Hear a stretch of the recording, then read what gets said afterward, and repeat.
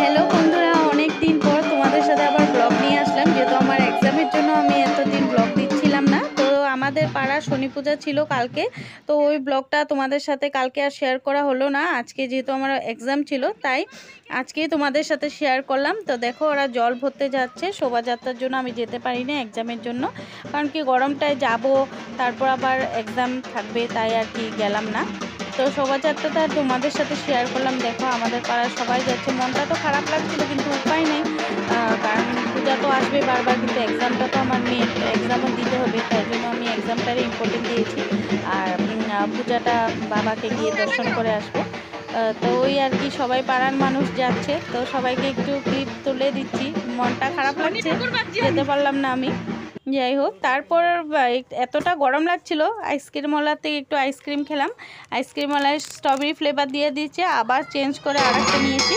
তারপর স্নান দান করে একটু শনি মন্দির গিয়ে আমি দর্শন করে আসলাম। যেহেতু আমার আজকে পরীক্ষার জন্য তো আমি আর যেতে পারবো না, তার জন্য আমি আগেই গিয়ে সকালবেলা গিয়ে ওখানে প্রণাম করে আসলাম। তখন থেকে পুজো স্টার্ট হয়ে গেছিলো। তাই দেখো, পূজাটা খুব সুন্দর, মানে আর সত্যি বাবার পূজা তো সবসময় ভালোই লাগে না। তো আমি মিস করলাম, যেহেতু আগের বার অনেক ফুর্তি করেছি। তারপর হঠাৎ করে অর্ডার আসলো, তো ডান্সের ক্লাস যেহেতু ছিল আমার, ক্লাস করে তারপরে এই তো দেখো আমার ফাইনাল লুক। ডাবল টায়ারের ছিল অর্ডারটা, কেকের। তো কেকের অর্ডার করলাম, অর্ডার করে বিকেলবেলা একটু ওখানকার ক্লিপটা তোমাদেরকে দেখালাম। শনি পূজার মানে ক্লিপটা, কত লোকজন আসছে শনি পূজাতে। দেখো, অনেক বড় করে হয় শনি পূজা, অনেক লোকজন হয়, খুব ভালো লাগে। গিয়ে মনটাও সত্যি ভালো লাগে।